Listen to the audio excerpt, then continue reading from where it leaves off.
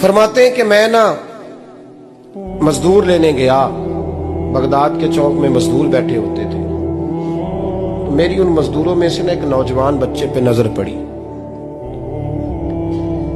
बड़ा कमजोर सा वजूद था, लेकिन चेहरे पर इबादत का निशान था। माथा बताता था कि नमाज का बड़ा ख्याल रखता है। मैं उसके करीब गया।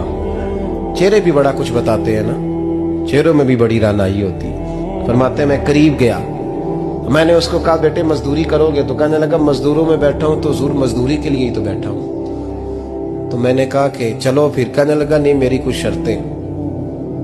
मैंने कहा बताओ। कहने लगा पहली शर्त यह है कि लोग 4 दिनार दिहाड़ी लेते हैं, मैं 3 दिनार लूंगा। मैंने कहा यार भाई तो बड़ी बेहतरीन है, बाकी भी इस तरह की रख ले। उसने कहा हुजूर दूसरी शर्त यह है कि मैं आपकी मुकम्मल बात मानूंगा, लेकिन जब अजान हो जाएगी फिर आपकी नहीं सुनूंगा। तीसरी बात उसने ये की कि हुजूर मैं आपके घर में काम करूंगा पर आपके किसी सवाल का जवाब नहीं दूंगा। कहते मैंने कहा यार तू बड़ा अजीब है, शर्तें तो मालिकों की होती हैं। कहने लगा जी बहरहाल मैं शर्तें लगा के जाता हूँ। फरमाते मैं उसे घर ले आया। काम मैंने उसको बताया तो जो काम मजदूर सारे दिन में करता है ना, उसने 2 घंटे में ही कर दिया।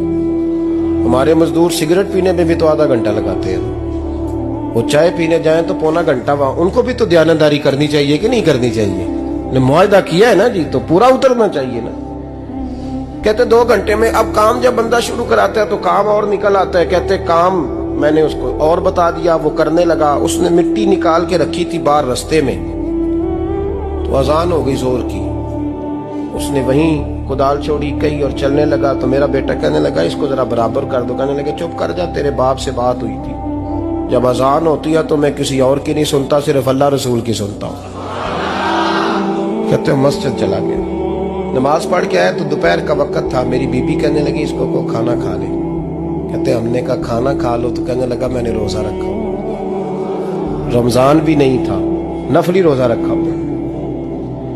फरमाते हैं शाम हुई, मैंने 3 दिनार दिए। तो मैंने कहा तेरा नाम क्या है? कहने लगा मैंने आपसे कहा था मैं किसी सवाल का जवाब नहीं दूंगा। वो चला गया। अगले दिन मैं फिर लेने गया उसे, काम कुछ और निकल आए। तो लोगों ने बताया वो सिर्फ हफ्ते वाले दिन आता है।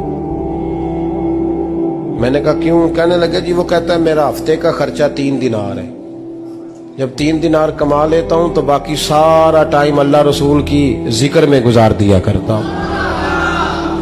फरमाते हैं अजीब। अगले हफ्ते मैं फिर लेने गया, मैंने पूरा हफ्ता इंतजार किया कि काम उसी से कराना है। मैं जब गया तो मैंने कहा चलो। कहने लगा मेरी शर्तें याद है ना? और मैंने कहा याद है भाई, साथ चल।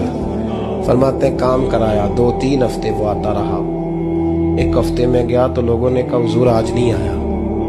क्यों? कहने लगे बीमार हो गए। कहाँ घर है? कहने लगे बगदाद के कब्रिस्तान के पीछे जो कच्ची आबादी है उसमें रहता है।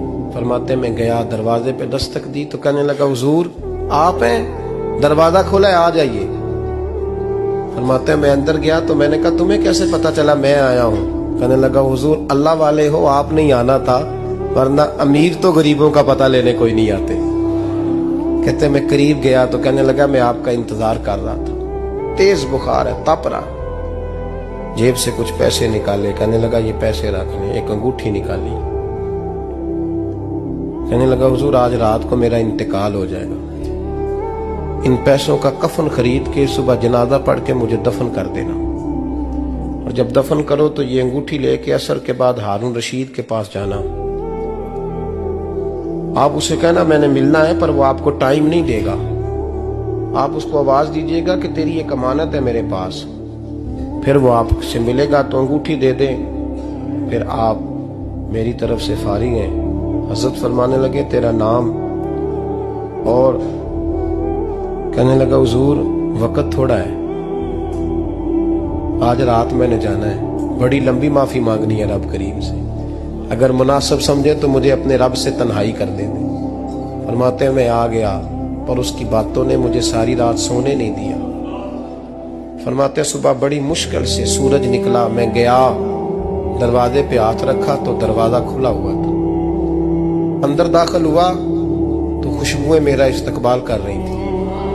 जब चेहरे से कपड़ा हटाया तो उसका तो इंतकाल हो चुका। इंतकाल हो चुका है, ऐसे जैसे किसी का दीदार करके सोया।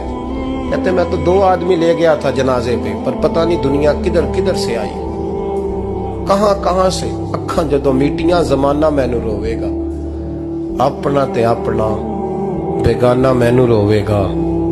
फरमाते हैं मैं तो 2 बंदे ले गया था, पर पता नहीं मखलूक कहां कहां से आई। जनाजा पड़ा, दफन किया। हारून रशीद के पास में असर के बाद गया, मैंने बुलाना चाहा पर बादशाह था, मेरी तरफ देखा ही नहीं।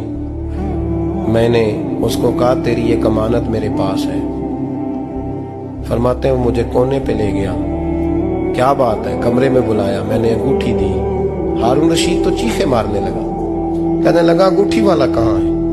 मैंने कहा वो तो इंतकाल कर गया। कहने लगा मुझे कब्र पे ले चल। कहते मैं कब्र पे लाया तो वो लेट